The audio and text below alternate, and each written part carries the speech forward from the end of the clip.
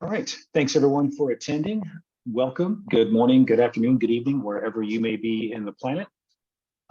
This is a fantastic webinar coming up. I'm really looking forward to this conversation. Please feel free to ask questions as we go. There's a chat function, there's a Q&A function. Q&A is easiest, but however you want to get your question across, we're certainly happy to answer. You've got some really smart people today to ask some great questions. We'll moderate both of those and get the questions to the panelists. The session is being recorded and it'll be provided later for your review and for sharing if you want to. This webinar is brought to you by DeNexus. DeNexus is the leading OT cyber risk quantification and management platform. And today's topic is ICS community solutions to OT industry challenges.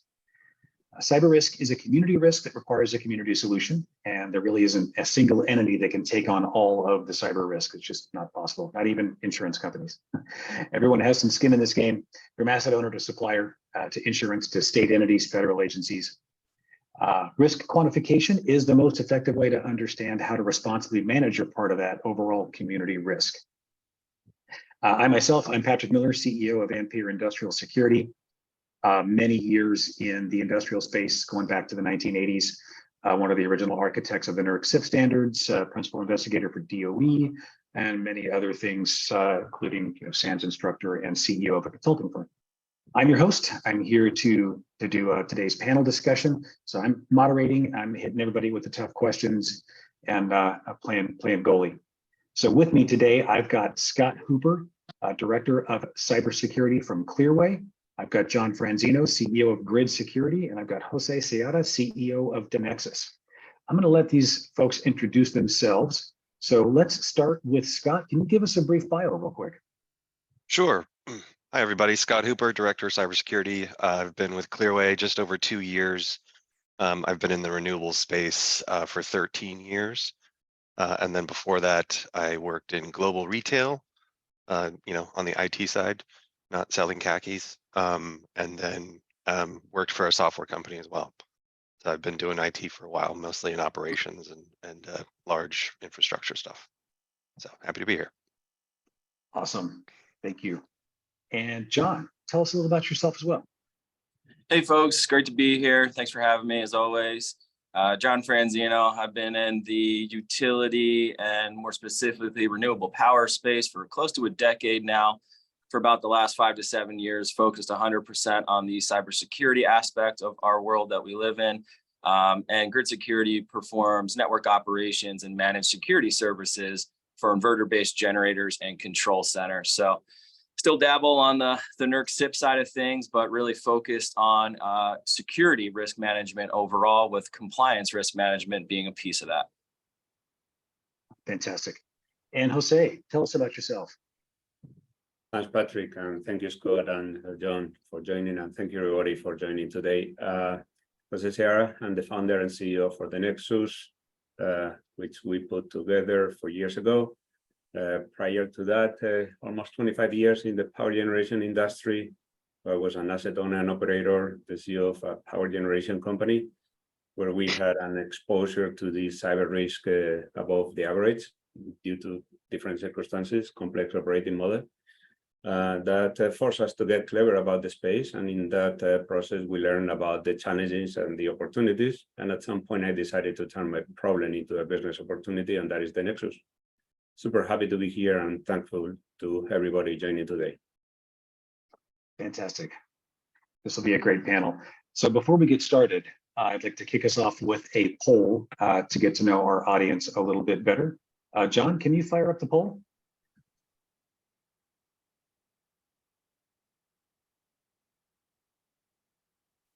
All right, what % of your OT assets have telemetry deployed? Telemetry meaning, in this case, security telemetry coming from those assets, not just operational telemetry. We'll give everyone a few minutes to vote.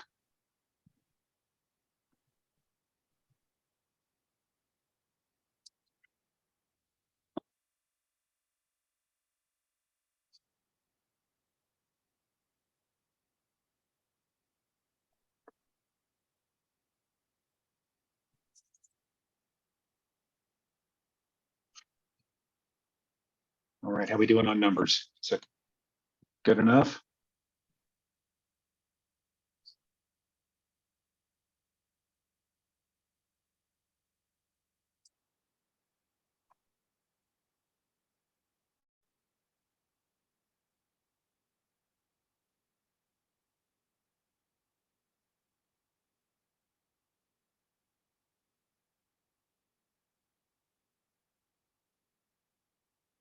Okay. All right, looks like our results are in. We have 50 to 75% at 33%. Okay, so it looks like the largest number, over half of the respondents, half of the data from the respondents says less than 25%, basically. Thank God no one said zero. All right, so it looks like we've got most of our data in the 50% bucket and then the 50% to 75%. So an interesting kind of reverse bell curve there. Fantastic. Awesome. Thanks everybody for responding to the poll. That helps us understand a little more about this situation. Great. Okay, let's get started. I'd like to start with Scott. Let's turn to you first. Tell us a little bit about your path here in the risk management ecosystem. Your role here at an asset owner. As you mentioned, you've been there over a little bit, or over 2 years. You've been in renewables for quite a long time, over a decade. When you got to this organization you're with now, how was the organization managing risk, and how did you get started, start getting your risks quantified and managed? Sure. So when I started, there was a cyber program in place, but it sort of needed to be revamped in a large way. If you look at the difference, not really the difference, but between IT and OT, we had pretty good visibility into the IT side and really not very much visibility into the OT side. So what we started out wanting to do was figure out a way to be able to identify everything that was out there, because you can't assess risk if you don't know what's out there. And so we really looked for, started down the road of looking for a tech stack to install at the plants and at the data centers to sort of get a sense of all of that. And as looking at different platforms, and over time realized that really we needed a partner to be able to come in and help with that. And so it became more of a focus around finding a partner to come in with whatever tech stack they could use and could sort of use to solve our challenge. And then we'd be able to get that visibility and start assessing the risk of, probably the classic stuff of, plants being installed 10 years ago, 15 years ago, haven't been updated for a while. You can't apply firmware, all those sorts of things. But being able to really understand all of that stuff now has really set us in a good place to be able to identify, this is a risk we can mitigate. Maybe we need to figure out, new switches for turbines, or, different types of things. So being able to see sort of end to end all that data has helped us identify sort of the roadmap that we want to go forward to start mitigating those risks and locking down our environment. Okay, about how long did it take you to get meaningful position there? Really to the point of actually starting implementation was about a year from when I started. So, going through the vetting process, I did spend about 4 months looking at vendors and different things on the tech stack before I realized we needed to switch over to find a partner. And then it was really going in, designing that, identifying what we were going to do, and starting the process. We were also going to be adding hardware, so we ran into the very fun challenge of supply chain issues. Getting 60 servers took a little bit longer than we wanted. So, but it gave us time to architect and identify and understand the solution as well. Yeah, that was an interesting timing for supply chain challenges. Okay. All right. So when you did start getting traction with this process and with your overall risk management approach, what are some of the, I'll call them realities, right? Like the good, bad, and ugly in the process. What are the successes? And if you're willing to be open and candid about it, what are some of the failures, like some lessons learned? Yeah. So I'd say it's both good and bad, is that now we know what's out there. So that is, we thought we were going to have about just under 5,000 new devices. Turns out we have about 12,000. So that's a bit of a challenge to be able to figure out once you actually are getting that data in. It really gives you the opportunity. So it's good to have that information. The platform and the partners that we have are great. Really give us, we're really just in the nascent stages of really starting to analyze and sort of gather all of that sort of data. So that's very good. Challenges, again, the amount of new vulnerabilities that we know about is much greater than it was before. So that's a challenge. I would say from our side, being able to deploy hardware and software and make all those network changes at 60 different energy plants, while probably 4 or 5 other projects were going on. Fitting all of that in from a really a resource management perspective, that was probably our biggest challenge, and just the time it took. There's a different project that was revamping some of the hardware at the sites during that time, so there was some competing for resources there. Okay, so like same human resources needed to do 2 different projects. Yes, exactly. Yeah. And then Yeah. working with, plants don't want to take outages if outages are needed, and so all that fun stuff. Which begs the question, being a power sector guy myself, did you have to take unscheduled outages for this?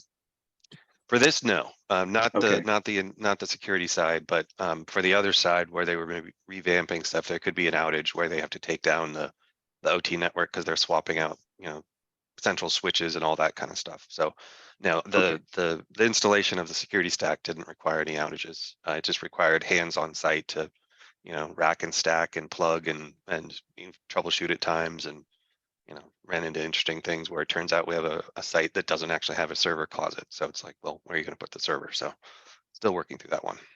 Yeah. Okay. And then from an unscheduled outage, like the plant itself never had to go like not producing power, for example, versus just a momentary network outage. Okay. Yep. Yeah. That's good to hear. Fantastic. Yeah. That's everyone's biggest fear, is actually the plant having to go offline. Yeah. Okay. And I got a comment on the 5K expected and 12K actual. That's a significant shift. Yes. Yeah. And that was really from an estimate of, I had in my previous renewable experience, I had a certain kind of turbine manufacturer that just, you find a PLC and a switch, and that's all you have. And some other manufacturers have different kinds of hardware. So the biggest challenge really was, I asked our SCADA team, our IT operations team, okay, do we have an inventory of stuff, even a count of stuff that is at the sites? And nobody had that. So it was kind of just throwing a dart against the wall and hoping it worked, and turned out to be half as much. So lesson learned. Right. And you mentioned vulnerabilities. What else, I guess, kind of magnified when you got that number back? So the Forescout platform that we have that's looking at all this stuff is a passive. We're using it for the passive network monitoring side of things, and being able to really see, they have a pretty nice graphical interface that shows the different who's talking to whom around the network. So that's an interesting viewpoint to be able to identify. Kind of thinking about it in the old Purdue model. Who from level 5 is able to get down to level 0 and stuff like that. Turns out nobody, because we have firewalls and different things in there, but being able to actually visualize that has been really helpful. Okay. Yeah, just that I'm still chewing on the fact that was, not just double, but greater than double. Yeah, that's a significant shift. Yep. All right. And for your organization, now that you're there, do you have like a risk committee or senior leadership body that's responsible for managing risk? And if so, what risk quantification are they using to make their decisions? So currently today, we don't have we do have a risk department, but they're more on the safety and insurance and those types of things. The cyber risk is, we have cybersecurity insurance. So we go through the process on a yearly basis of sort of renewing that, and lots of fun questionnaires and things to assess where we are and how we've grown over the past year.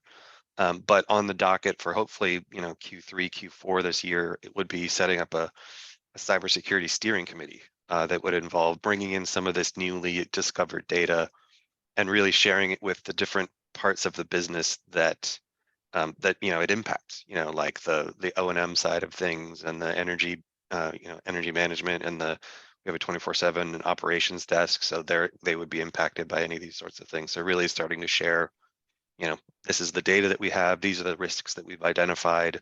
And these are our plans to mitigate them. So that could be a capital expense to go out and buy some stuff, or a process change, or what have you. So that's really in the future for us, but it's something that we're working on. And now we have the data to be able to actually talk about it, versus saying we know there's stuff out there and we're at risk. That's not a helpful conversation for the business.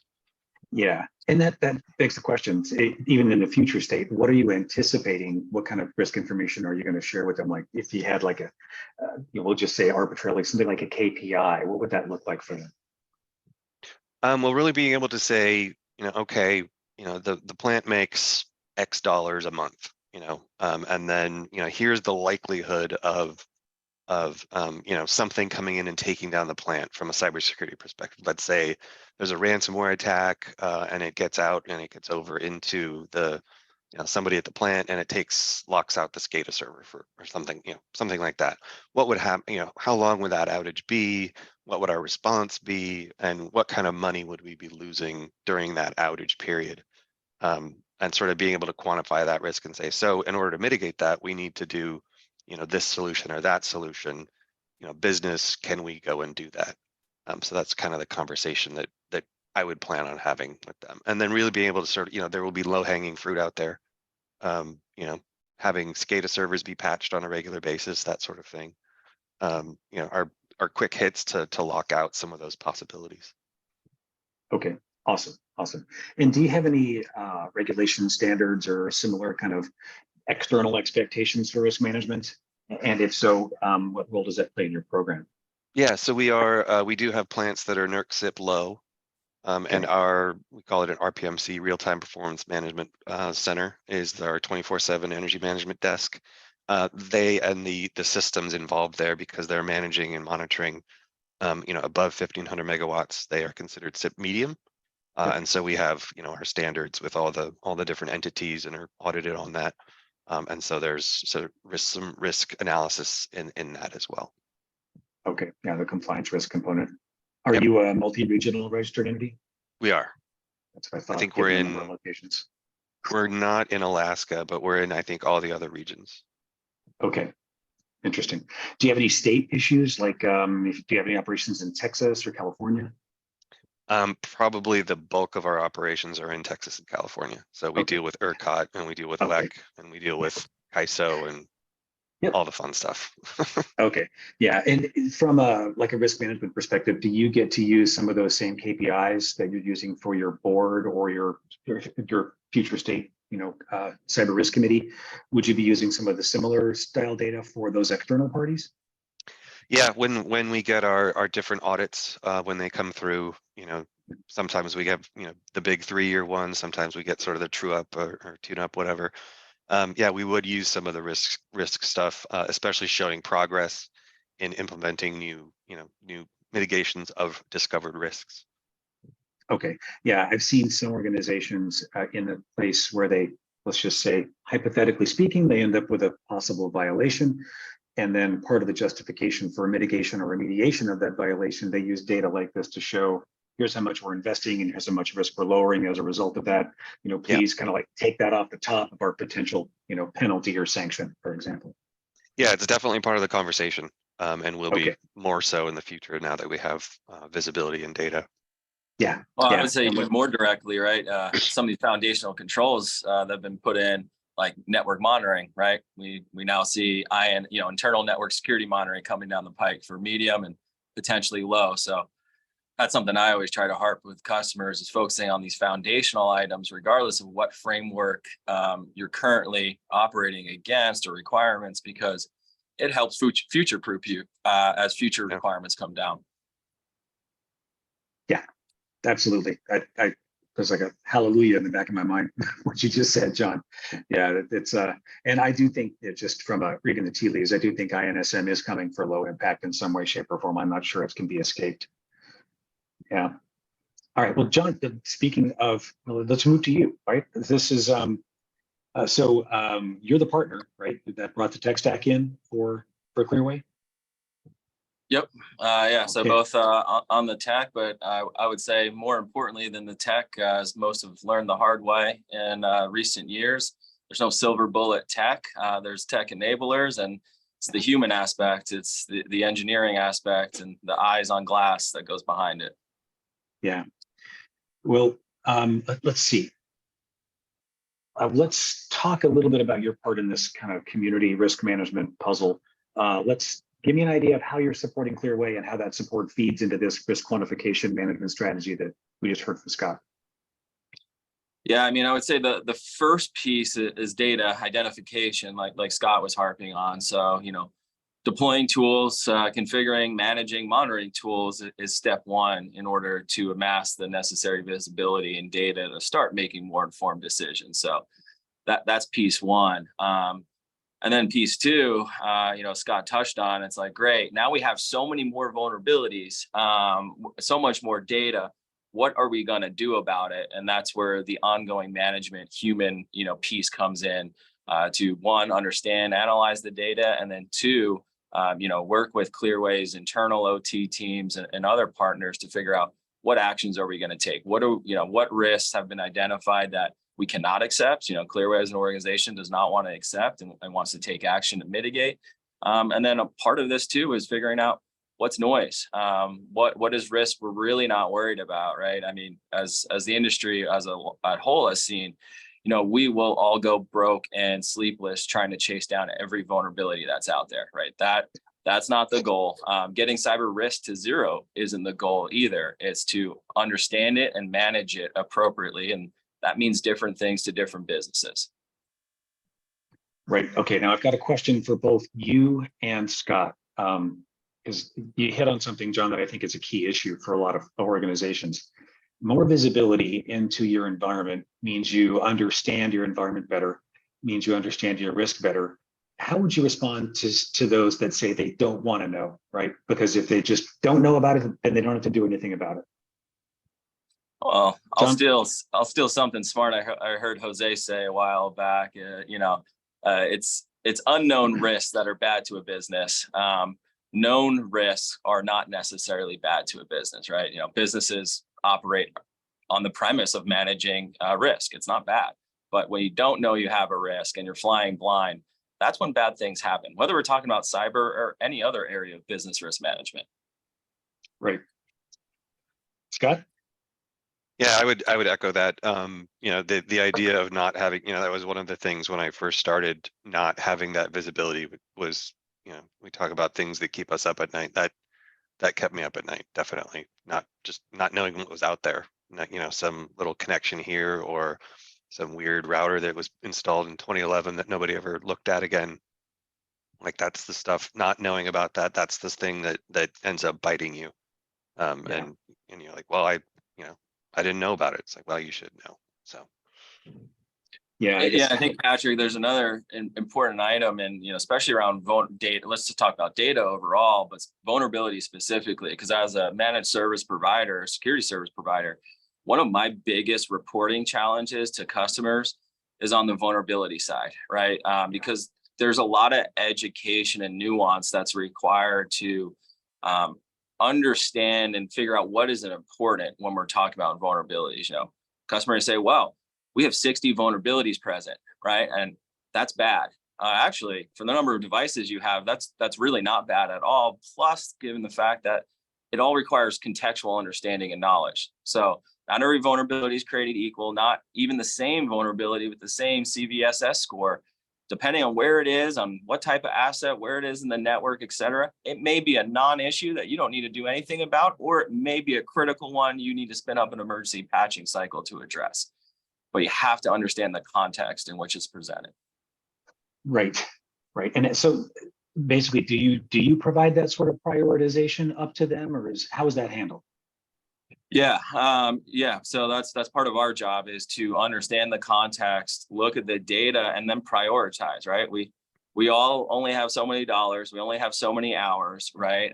So what are we going to do first? And as a simple one, we definitely look at and typically prioritize vulnerabilities on internet-facing devices like firewalls before we're going to worry about an internal Windows server. Not that we don't worry about those and look at them, but they just have different inherent risk profiles when vulnerabilities are identified.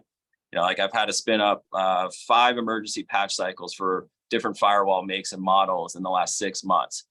I've spun up 0 for Windows servers because of all the compensating controls that are always in place in the environments that I manage and monitor.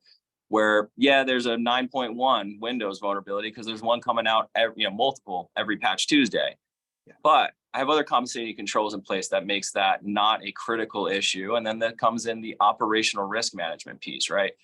What a lot of people, of course, we know in OT, you can't patch as frequently as IT. So you got to weigh in the operational risks. As a security risk, I'm mitigating by patching this SCADA, Windows-based SCADA server, outweigh the operational risk. I would say at a high level, more times than not, it doesn't. Yeah, I've even seen the thing. I'm really happy DHS is doing the known exploited vulnerabilities list as well, because now you actually have something, not only is it internet facing and it's vulnerable, but it's also being currently exploited by threat actors. So that can add I would some say priority. that's one of the most valuable feeds I subscribe to is CISA's known exploitability feed, something I look at every day, at least quickly for 5 seconds and glancing.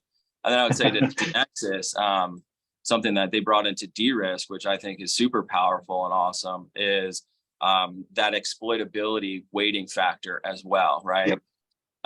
Because that's how we need based on where the vulnerability is, how critical the asset it's found on and the environment's found on, and do we see indication that this is really being exploited in the wild? Those are the weighting factors used to prioritize. Fantastic. And it's nice that there's a tool that can do that for you versus having to do that manually, which would be frankly just infeasible, not even possible. You can't do it at scale, no. Yeah, there's no way, yeah.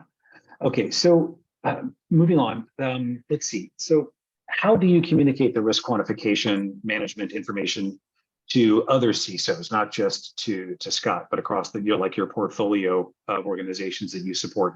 What kind of information are they asking you for so that they can make their decisions about risk? So I'll first start off by saying it is all, this whole topic is still in its nascent stages. And until, we started partnering, working with DeNexus and the de-risk tool in the last few years, and even to now, because we're really just starting to mature the integrations and really moving forward with the true quantification. All the conversations are around cybersecurity, regulatory compliance, risk management, and, best practices. Right. I can say with a straight face to a counterpart that we know we should put an MFA for remote access to a critical facility. But where that conversation has been a struggle to date is when we start getting deeper, it's how much should we spend on a control like MFA? And, that's where I have to be transparent with my customers and owners until, tools like de-risk are starting to mature and help enable that type of conversation. The answer is we don't really know, and we can't put things in terms of dollars. And that has been, in my mind, one of the major reasons there's been such a language barrier disconnect between cybersecurity professionals, IT professionals that understand the technical risks and mitigations, and then, quote unquote, board level decision makers that need to understand financial implications and overall business risk management. And everyone's working hard, especially the folks on this panel here, to bridge that gap. But I would say there's still a lot of work to be done. Okay, that's good to hear. It's good to hear that things are maturing.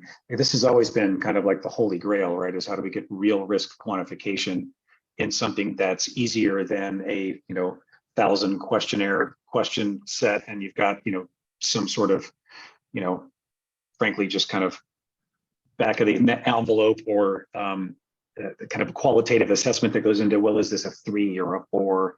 And that's how we've done quantification in the past, but it's good to see that we're really able to, at this point, attach real dollars to these things.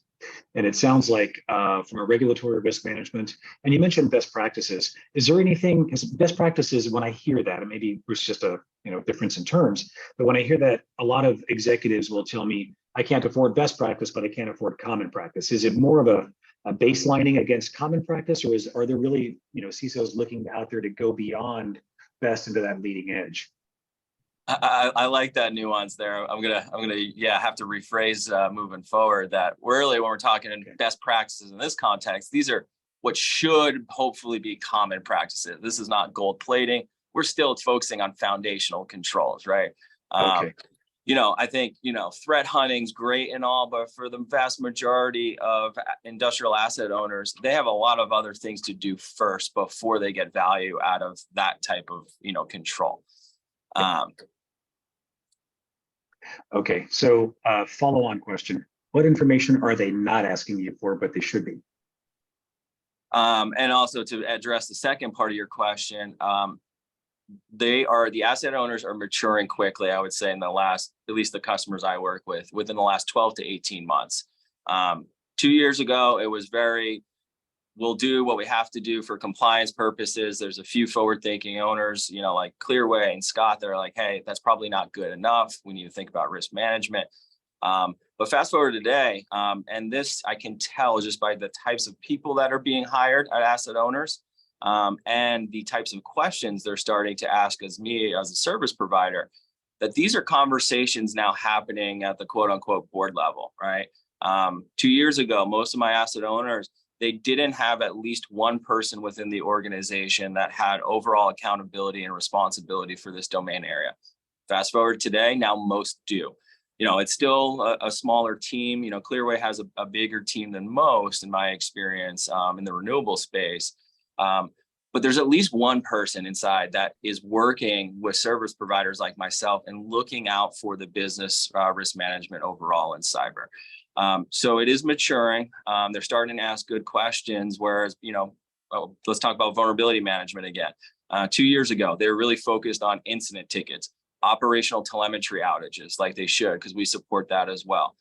Fast forward today, they're actually reading monthly reports that talk about vulnerabilities. They're asking questions about what does this data mean? And it's actually great because it's finally helping us better present and tweak how we're presenting that information to customers and make sure we're talking the same language, because that's a challenge always.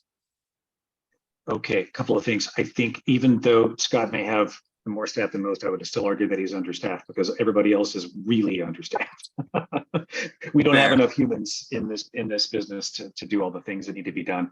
But so you mentioned that in the last 12 to 18 months, that things have seemed to have gotten a little bit better strategically at the security, you know, cybersecurity risk management level.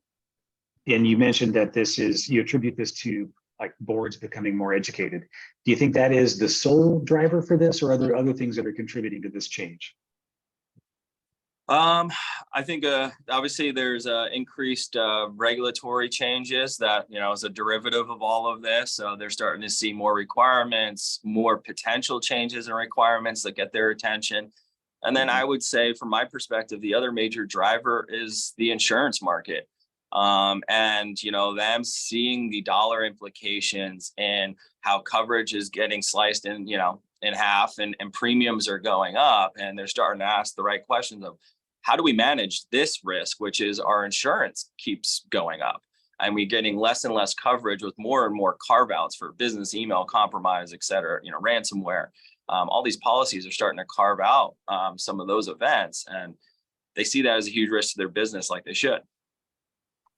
Okay, yeah, I've seen all the same, definitely. In addition to things like the National Cybersecurity Strategy, some of the language in there is very direct. The National Security Memo that came out a year or so ago. But yeah, all of these additional external influences, I'd like to say, are driving, I think, visibility at the top level, all the way down through all the management ranks as well. But yeah, I'm seeing a bit of the same. So it's good to hear that's echoed in what you're seeing too. And then there's just the news, right? I mean, everyone hasn't been able to avoid, you know, major news about impactful ransomware events, right? And other types of attacks. So this has become mainstream news, for lack of a better term. So, you know, people in the organization at all different levels and roles, they see that, right? And they start to, over time, realize that, whoa, this is happening to a lot of different entities and people. This probably could happen to me too, when before, it was such a far-fetched, unlikely risk that nobody could really understand unless you already learned the hard way. Yeah, I would argue that every executive layer of every organization has somebody they know directly that has been impacted significantly by ransomware. So yeah, it's pervasive. All right, so the type of data that you use to communicate like risk management support upstream, what kind of data are you gathering and collecting to help support that visibility upstream to your clients? It's, you know, at a high level, without getting into all the weeds and nuances, because that's probably not what we want to do here. You know, it's it's network data, it's host-based data, it's external threat data, like we talked about, what's being exploited, what is CISA seeing. So it takes a stack of tools, right? There's some tools that can do most of it, but like anything else, there's trade-offs, right? So there's tools that are very focused in one particular area and very good at it, but can't do anything else. And so one of the toughest parts of my job right now, and just steering the grid security organization, is the continual tool evaluation process, right? Because there's more tools than ever. As tools mature, they start building in new capabilities, which means now that a tool that only did X now also kind of does Y. And now I have overlap with another existing tool that does Y. And it's a continual process of what is the most optimal way to get the visibility and data needed to manage this risk. Because quickly, you can go broke just spending money on a bunch of different disparate tools that if you can't tie them together, you're still working in a silo, and that's not effective either. Right. And let's see, last question for you before I move to Jose. I'm going to ask you the same question I asked Scott. What are some of the realities of getting started with this effort? So like good, bad, ugly, like some successes, some lessons learned, or at least one of each. Yeah, so I would say that the ugly, or just the realities, as Scott touched on, there's no cookie cutter facility yet. There should be, in my humble opinion. So you're always going to run into one-offs, network configurations, port availability. So the actual tactical aspect of deploying your first set of tools and telemetry, isn't going to be straight line, right? You're going to run into obstacles you didn't expect. But the good is that by doing that activity, some of those foundational common controls, right? Common practice controls, not only do you start to get visibility, but you start to also get the capability to actively manage you. And with a tool like DRISC, you're starting to kill two birds with one stone, because the same tools I'll use to deploy to get visibility in order to deliver service, and then the tools to mitigate threats and vulnerabilities are the same tools and data sources that feed a tool like DRISC. So it's not like I need to come in and now layer another set of tooling on top of what's already done, because you need to do that for foundational controls anyway. So you do one activity and you get 2-3 benefits simultaneously. So that's the good. Fantastic. Great information. Thank you. So next, let's move to Jose from DeNexus. Jose, you have a software platform specifically designed to help organizations with cyber risk quantification, real dollars, fair methodology, all solid proven stuff. And this uses a direct feed of all of the tools that John was just talking about to support organizations like Scott and others. It's using raw security telemetry and all these other great things, external threat intelligence. Tell us a little about why you decided to make this tool and what problem you're trying to solve. The why, Patrick, was a combination of having a problem and discovering at some point that problem could be a business opportunity. The why was being an asset owner and operator, as Scott is now. By the way, Scott and I used to work together back in the days, so we share some of the background. And beginning to deploy this type of tools, telemetry, and realizing that, they bring a lot of visibility, as Scott was saying, and you go all of a sudden from 5,000 devices to 12,000 devices. But they still don't speak that risk language that the ultimate decision makers in companies are used to speak. So there was a gap in the information, or in the way the information was provided to the ultimate decision makers, and we are trying to cover that gap. And that was the rationale, enabling this problem as a business opportunity to try to help people like Scott, John, to understand the risk that they are charged with managing and mitigating, and equip them with data that they can use to prioritize the actions that they need to take. Right. Okay, this is fantastic. Okay, and I've got to do it because I've asked everyone else. I'm going to ask you the same question. What are some of the realities in risk quantification? So good, bad, and ugly from your perspective. Okay, let's begin with the technology front. This is the hell of a risk. This is a dynamic risk that has, compared to other risks, that has one unique component that makes it really special, and is the human component. This is a man-made risk, and capturing the impact of that human component is not easy. Contrary to the belief, there is tons of data, but there is also tons of noise. So being able to differentiate between the data that is meaningful for the characterization of the risk from the data that is just noise is another technical challenge. At the end of the day, this is complex modeling and complex analytics. And another challenge is that as you manage that vast amount of evidence-based data, which is our basic concept, you run into computing challenges. And solving those computing challenges has been also not an easy task. And data security. The concept is nice and clear. You take tons of data about the assets, vulnerabilities, how those networks are built, and also how those networks can be compromised. And you put all of that data somewhere. And we want to be part of the solution. We don't want to be part of the problem. So we need to be extremely careful putting that data somewhere and managing that data and making the data available to the different constituencies. So that has been another challenge. And last but not least, thank God, there is not that many end-to-end scenarios that we can use to calibrate and to validate the results of our platform. That is another challenge. You build a complex modeling system, but then you need to test the modeling system against something. There is not that many end-to-end events that where the conditions that trigger the event are well known and understood, and the impact and the losses are also well known and understood. That is what I mean by end-to-end. So we need to build those end-to-end scenarios one at a time. That is on the technical front. On the business front, probably the main challenge is that we are still in the early days of this cyber risk management process. So there is still a lot of education to be made. And we are part of that education process. The good, the bad, and the ugly. There is a technical solution. It takes time. We are in the DeNexus, we are in year 4 of this effort. Cyber risk modeling wise, probably we are in year, I don't know, 7, 8, 10 on this effort in different industries.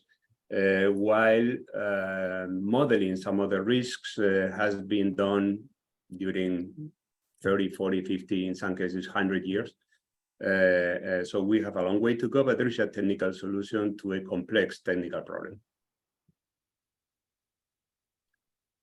Okay. So I'm just going back over my notes from what your answer was. A great answer. I did like the part about the human component of risk. I've always said that Mother Nature is harsh, but she's not malicious, and humans are. So it's very different in a lot of ways. And you also mentioned the lack of actuarial data, right? We don't have a lot of that right now to work with. So we're using methodologies, but there's not a lot of like end-to-end data to put in there from start to finish of the whole situation. And that can make it challenging. Okay. And you also mentioned the data security component. Now, I understand your platform runs in the cloud. How are you solving the security, confidentiality, compliance issues? Because as a former regulator, I can see I would have lots of compliance questions at just the tip of the discussion, not to mention all the rest of the following on security questions that come with that. So we've been working with the asset owners, the owners of the data. We've been working with MSSPs. We've been working with regulators. We've been working with the business folks and legal teams to understand all the different constraints and challenges that we need to solve for. And we've been solving for each of them one at a time in this concept that we are branding as our DeNexus trusted ecosystem, where we are extremely careful encrypting the data, anonymizing the data, putting it in secure infrastructures, restricting the access to the data only to the folks that need to access that data, and doing all of that with extreme care, following processes, procedures. We have obtained certifications, as you can imagine, and explaining all of that, again, part of the education problem, explaining all of that to the different constituencies. You, owner of the data, or you regulator shouldn't say yes to me putting certain critical data in the cloud just because I say so, but because I am in the position to prove to you that we check all of those boxes. Again, we've been in this process managing data for the last 3-ish years. It was a challenge at the very beginning, especially on the compliance front, especially on the electricity sector, where there is also a regulator that has a say about what can and cannot be put in the cloud. And we've been overcoming those difficulties one at a time. And at this point, we've earned I would say, the reputation or the trust from our customers to be reliable custodians of that data. And not only to be reliable custodians, but to be in the position to share that data with everyone involved in the risk management and risk transfer chain. Okay, good answer. I would have been happy to hear that as a asset owner and a regulatory authority. Still deal with some problems, and again, there are more and less demanding entities depending on different circumstances. And in some cases, they are asking us to do even more the belt and suspenders type of solution. So in some cases, we are considering bringing some of our anonymization tools to an on-prem appliance. So we crystal clear meet some of the compliance requirements for instance, NERSIP, medium and high impact facilities that evidently need to follow certain rules. Yeah, but my first thoughts, of course, is the BCSI stuff under NERSIP. But it's that was my immediate thought is like on-prem anonymization approaches, and you hit those. So yeah, that's typically where it gravitates to get that level of comfort. The challenge with that is that we need to strike the balance between that and the need for access to significant computing resources. Evidently, having a huge data center on each of those facilities is not a viable proposition. As Scott mentioned before, that he has one facility that is yet to have a control room, or sorry, a data room, so let alone a data center. So yeah, it's a balancing act. Okay, now I have to ask this question because it comes to my mind immediately. And when we're communicating things like risk quantification, this is great for boards, this is great for regulators and all those things, but this has got to be just a ringer for the insurance market, because I can see how insurance organizations are asking. I've seen a lot of really bad questionnaires from insurance markets, and they're getting better, like they're getting better over time. But I have seen questions like, do you have MFA on your PLCs, which is those two things, just that you don't do that. It doesn't work that way. So granted, they are maturing, but I would say a tool like this in their hands or in the hands of a utility to justify their position when they're trying to get insurance has got to be hugely useful. Should I go first, or Scott, do you want to comment on that? Yeah, I can comment on it. I just finished our annual assessment and questionnaire yesterday, and I would agree that that's the third time I've done it, and it is getting better over time. But I definitely see it's from an IT perspective. A lot of the OT questions are like, well, it doesn't really work that way, and then there's no real way to say, it's a yes no, and it's like, well, it's kind of a sort of in the middle, and they don't really give you the opportunity to answer those questions. However, being able to understand more, have more visibility, and being able to sort of tell the story.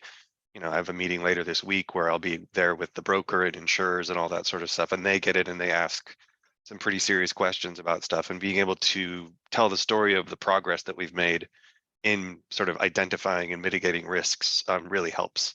Last year we were able to actually have a lower premium than the year before, which was kind of very unexpected. Not by much, but it didn't go up 100% like people were thinking. So it was pretty successful. Yeah. Okay, that's really significant, because everyone's rates are going up and they're getting carve-outs, as John mentioned, and yours actually went down for the same degree of coverage. Yeah, I think it's better coverage. Even better coverage. Wow. Yeah, it's again, our risk department managed all that, and they told me it's better covered. So and yeah, it's less expensive. So Interesting. Just on that, Patrick, at DeNexus, we are working for both sides of the risk. We are working for the asset owners and risk owners. Like Scott, we are working also for the risk underwriters and reinsurers. So we see both sides of the risk, and there is a significant gap between those two. There is a significant gap that we are trying to help to close by, again, providing data and showing them both sides the same data set, but in the language that each of the two sides speak. And it is interesting to see things like what Scott was mentioning, that, hey, you are not even asking the right questions when it comes to OT cyber risk. It's been a journey showing them that data and seeing them react to that and close that gap one step at a time. And I'm glad to hear from Scott today. News to me. Congratulations that hopefully you get a better product with better coverage and hopefully with a lower premium. But all of that is based on, again, data analytics, that actuarial data set that doesn't exist, and some of us are putting together one piece at a time. That is the data that they can rely on in order to do their job and offer a better product, a customized product for the risk that they are trying to underwrite, and with a fair risk transfer pricing for both sides. That makes sense. That's what it was unexpected to hear the benefit that Scott mentioned, but it's certainly great to hear it. I knew that it would be good, but I didn't know there was actually proof in it already. All right, I want to save a little bit of time. We got 7 minutes left. I want to hit some of the questions we've got from our audience. The first one is, and I'm just going to leave this open to all three of you, so whoever wants to shoot first, just go. Question one, there are some approaches for cyber and risk analysis and engineering being called, for example, cyber-informed engineering and consequence-driven cyber engineering. CCI and stuff coming out of the national labs. Have any of the panelists incorporated these approaches into their cybersecurity control and risk management programs? So, yeah, from our perspective, we're building new projects, pretty regularly throughout the year. We are trying to get more of that stuff in there, but it is a brick wall that we've run into multiple times. It's just, I think that the industry and the EPCs and all that kind of, the OEM you go with, that's really where sort of it needs to be adopted. You can ask them and they'll sort of say, well, we don't do it that way. And, so there's a definite need to go in that direction from my perspective. But getting that actually in place, I've found challenging. Interesting. Yeah, Okay. and I'll say definitely agree with Scott overall, but going upstream, as they say, right? So work with a lot of owners who maybe for past facilities had a very poor and loose technical spec when it came from network architecture, SCADA architecture perspective, and of course cybersecurity controls that go in there. But we've worked with many to reset those specs so that when it goes out for EPC bid, there's no ifs, ands, or buts, and they're getting the same colored rock, and it's the right color they want for future facilities. Because as we all know here, bolting on security, especially to a operational facility, as we talked about some of the good, bad, and ugly, is definitely easier said than done. So I think we have to move more toward a cyber-informed engineering approach. And then even one step further, obviously a national cybersecurity strategy in the labs and DOE, they're very focused on the Secure by Design initiative, which is putting some onus also back on the vendors and manufacturers of this equipment, which I think is imperative because we have to go upstream. We can't keep playing whack-a-mole downstream at the end asset owner. Okay. That's kind of where I expected as an answer. Yeah, it's a fantastic idea, a little bit challenging, still early in its stages to get adopted. Yeah, okay. Question two, wondering if any of the panelists have looked at, evaluated, or maybe even deployed a class of preventive solutions being called moving target defense. I haven't heard of that term specifically myself, actually. Yeah, it's a bit new from what I'm seeing as well, but It Anyone? almost sounds like maybe somewhat related stepchild to a honeypot type of approach is what I gather. I don't know. Yeah, it's a preventive side. It actually did make it into Gartner's sphere of things. So I guess that makes it a thing. You know, if that's something that is a qualifier for some, not all. Yeah. Okay. Still sounds like it's early. All right. Got some time still. Question 3. For devices that are firmware based, are you collecting the firmware versions? Sometimes those data elements don't seem to be present in the packets when the traffic is captured for analysis. Also, some sensor-based implementations to collect the same data don't seem to be collecting the firmware versions. So short answer from my world is yes, but definitely agree with some of the technical approaches that the question asker laid out. There are shortcomings. But there are tools that are able to speak a end device's language. Let's say SSH login. So it's not obviously active. Scanning and management of OT devices. You have to be careful. You don't want to just blast it with a bunch of port scanning requests from a Tenable scanner. But if you can understand what language that PLC is built to talk in and can respond in, you can do scalable SSH or HTTPS type logins to pull that more detailed asset inventory information. I wanted to add something slightly different. That evidently high quality information about the underlying devices is great, but I think that we cannot forget about something that John mentioned before. The magic word for me is contextualization of that data. A device that is running whatever software, firmware, and is full of vulnerabilities may be totally irrelevant from the risk standpoint due to different reasons: the role that the device plays in the network, the role that that network plays in an industrial process, or controls that have been deployed and enabled to isolate whatever vulnerability that device has. So it's great to have a lot of information about devices. Information in a standalone basis without that contextualization is not that powerful. Okay, we've got just a little bit of time. Sorry, go ahead. No, I was going to agree with Jose and say also for most out there, there's probably higher return on investment activities to first do before we're doing, field network level, firmware analysis and vulnerability lookups. Yeah, there's a lot more blocking and tackling further out. Yeah. Because almost all the attacks come from somewhere else outside that network. Yeah. Okay, we've got just a little bit of time. I'm going to do one last rapid fire question. If you can keep it to like under 5 words, that would be fantastic. And I'm going to start with Scott. Same question to everybody. If you have limited resources, people, process, technology, what would be your first step in risk quantification? Figure out, from my perspective, figure out a way to get visibility so you know what you have. Okay, John. Taking a viewpoint from the lens of consequence-driven engineering, look at what your most critical, impactful failure scenarios, attack scenarios are. Start there. Okay, awesome. Jose. I would agree with Scott. The first is visibility, but I would advocate for that contextualized visibility.